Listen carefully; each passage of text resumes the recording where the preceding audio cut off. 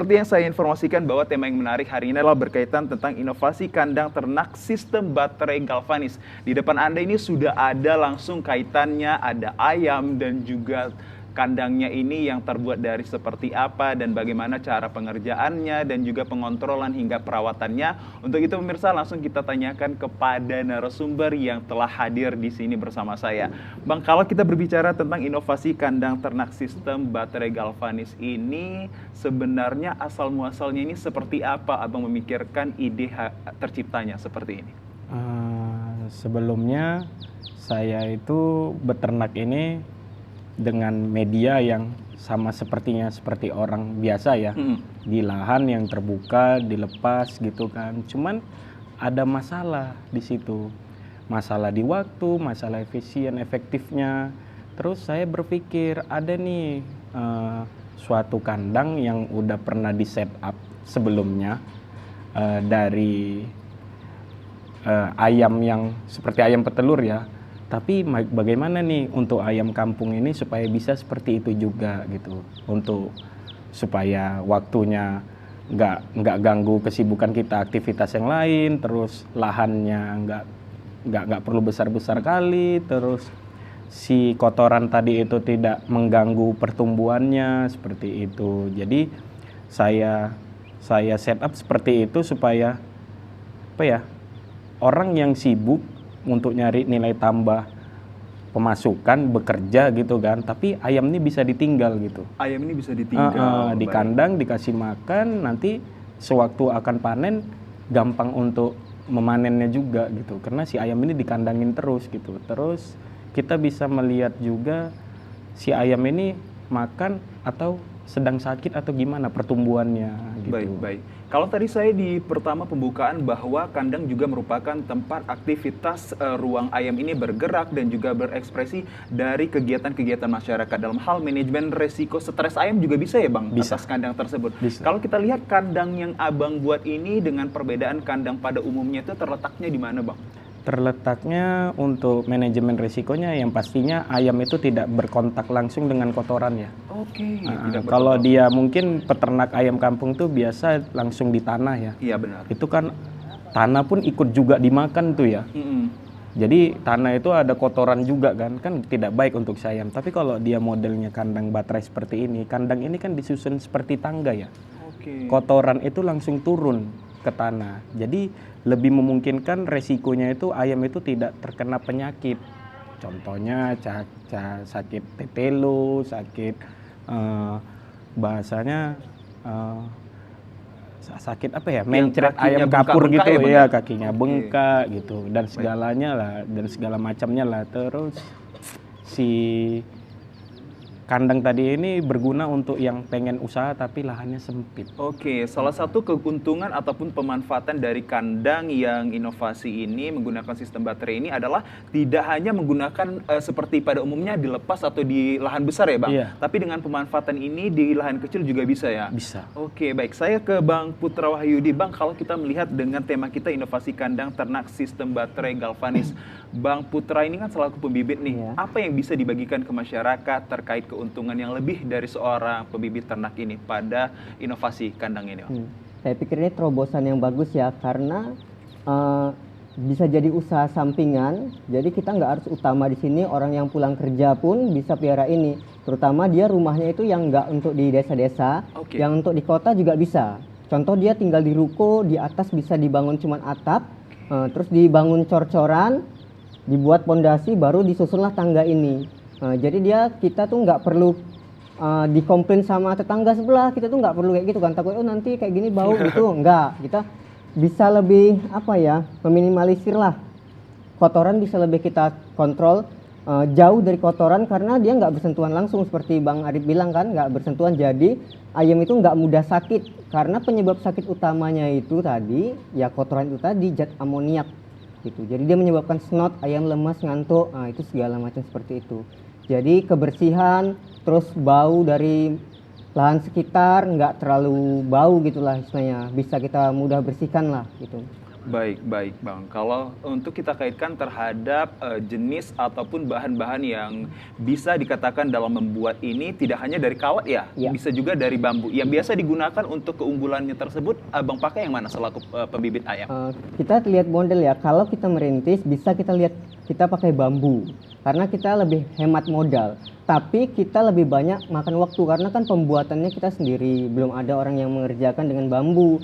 Tapi kalau ini kita bisa beli dari PT atau perusahaan-perusahaan kecil, kandang galvanis ini gitu. Baik, baik. Kalau kita melihat di sini pemirsa, juga saya akan ajak pemirsa, di sini ada beberapa, katakanlah beberapa ekor ayam yang mana terdiri dari ayam yang kecil dan juga sedang. Yang artinya segala jenis usia ayam, baik dari yang kecil sampai katakan yang besar itu bisa juga untuk diletakkan ataupun dipelihara melalui kandang ini ya Bang? Ya bisa.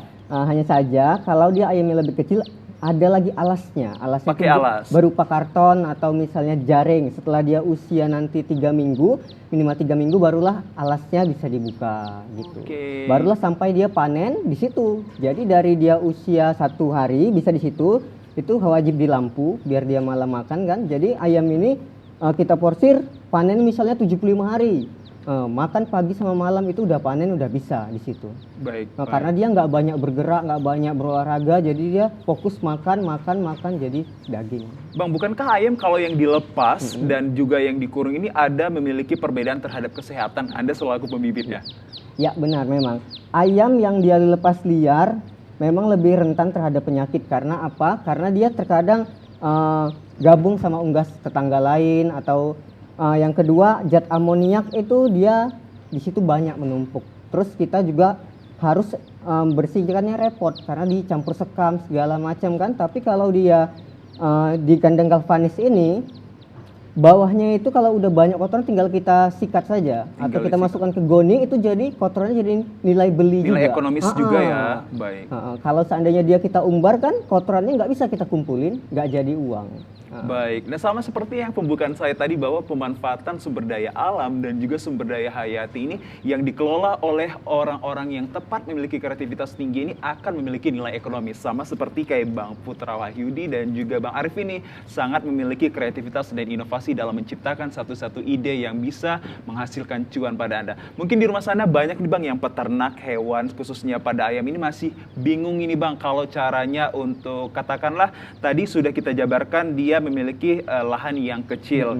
Tapi bagaimana kalau untuk dia ini yang pekerja seharian dan juga sibuk aktivitasnya? Apakah dengan pemanfaatan kandang dari seperti ini bisa pagi aja dikasih makan atau seperti apa nanti? Saya ke Bang Arif dulu.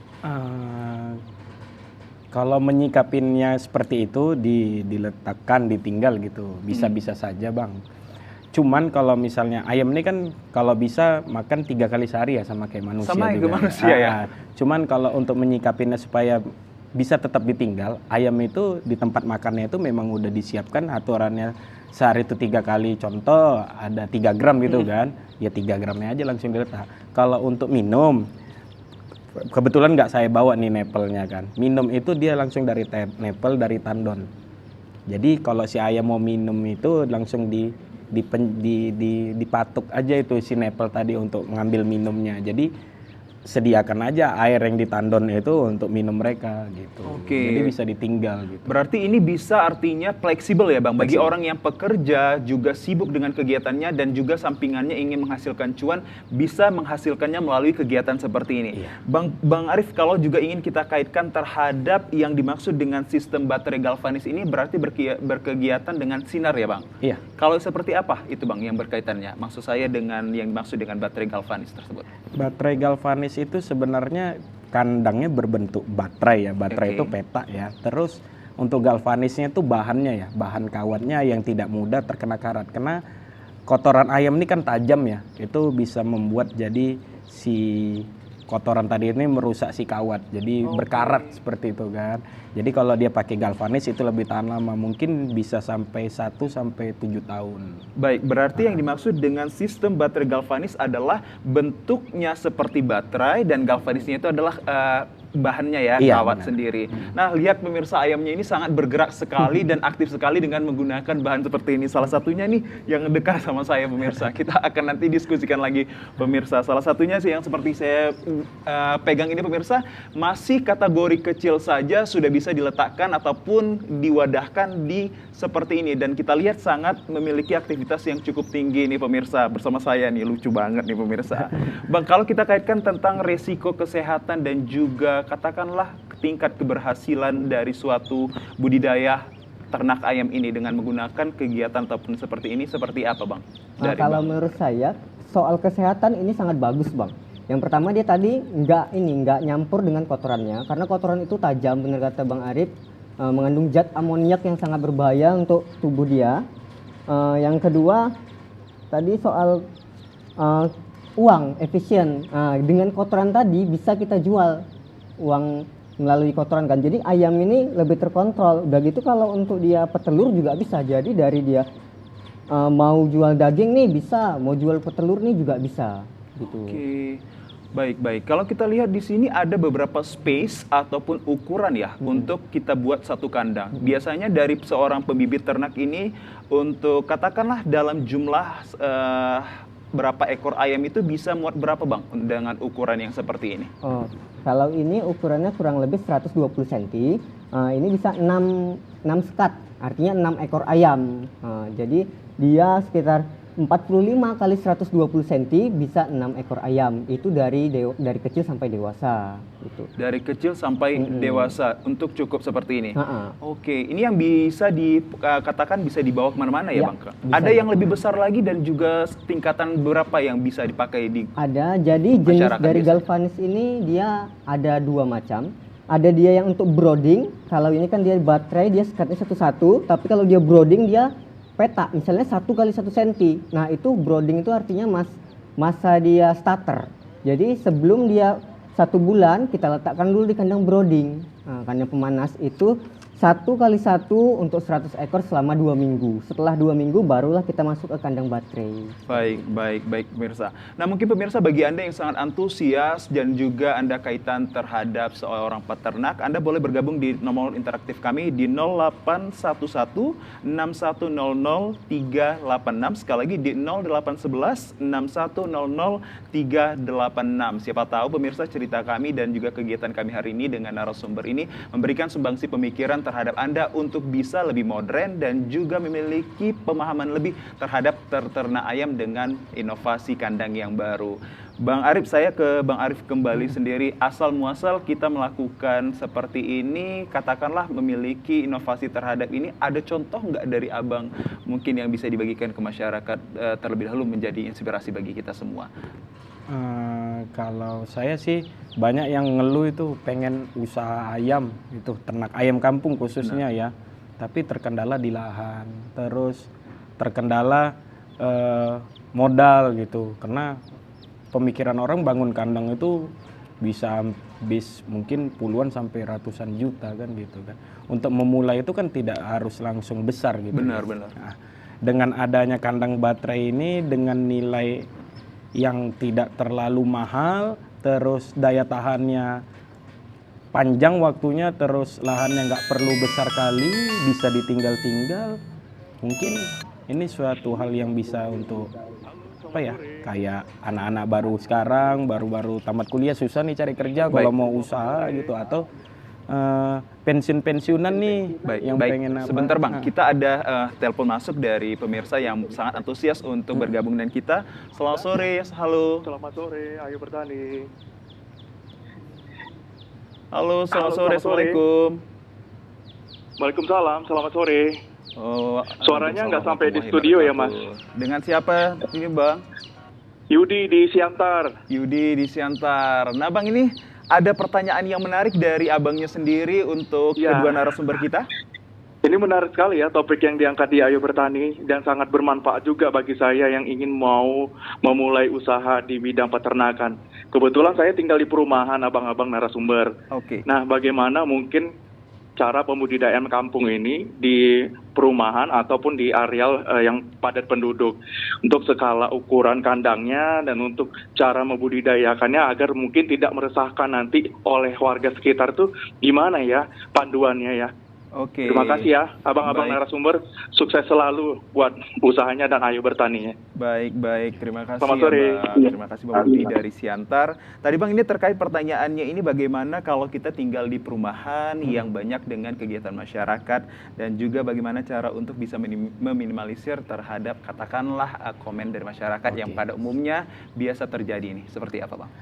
Mungkin itu jadi suatu masalah juga ya, yang tadi orang pengen ternak gitu tapi lahan nggak ada gitu kan, jadi harus kok bisa di rumah, dekat-dekat rumah gitu kan.